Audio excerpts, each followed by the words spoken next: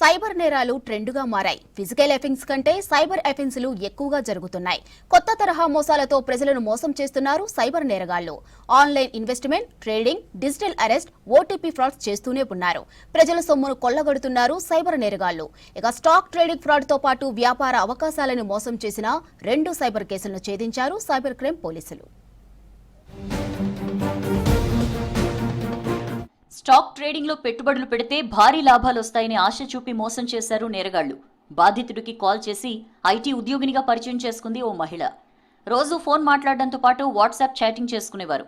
ఆ మహిళపై బాధితుడికి నమ్మకం కుదిరేలా చేశారు సైబర్ నేరగాళ్లు. స్టాక్ ట్రేడింగ్ లో లాభాలు వస్తాయని నమ్మించడంతో ₹1,70,000 ఆ మహిళ ఖాతాకు బదిలీ చేశాడు బాధితుడు. ఆ తర్వాత స్టాక్ ట్రేడింగ్ వెబ్సైట్లోని అతని అకౌంట్లో $20,000 ఉన్నట్లు చూపించారు. కానీ అవి విత్డ్రా అవ్వాలంటే ప్రాసెస్ ఉంటుందని $7,27,000 రాబట్టారు. లాభాలు రాకపోవడంతో మోసపోయానని గ్రహించి సైబర్ క్రైమ్ పోలీసులకు ఫిర్యాదు చేశాడు బాధితుడు.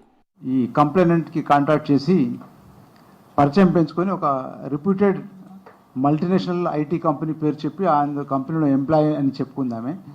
చెప్పిన తర్వాత ఇద్దరి మధ్యన కంప్లైనెంట్కి ఆమెకి పరిచయం పెరిగిన తర్వాత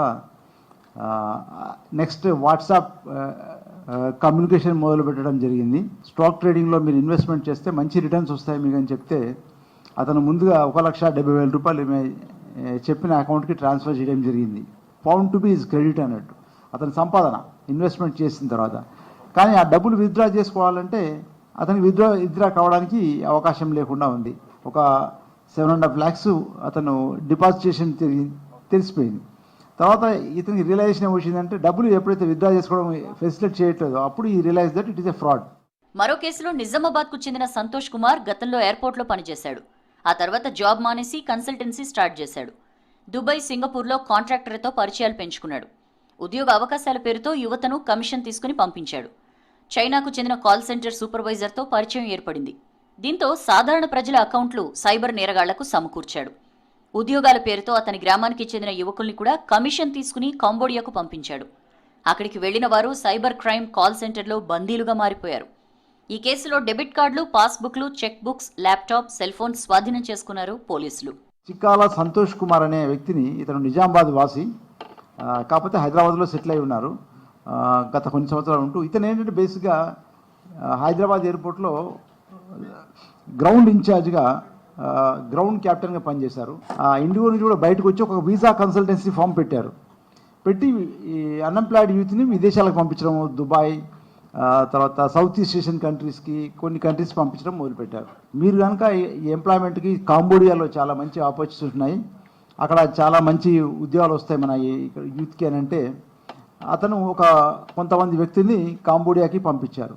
వాళ్ళు ఇంటర్వ్యూస్ పెట్టి జూమ్ కాన్ఫరెన్స్ పెట్టి కొంతమంది సెలెక్ట్ చేసుకున్నారు. వాళ్ళు కాంబోడియా వెళ్ళారు.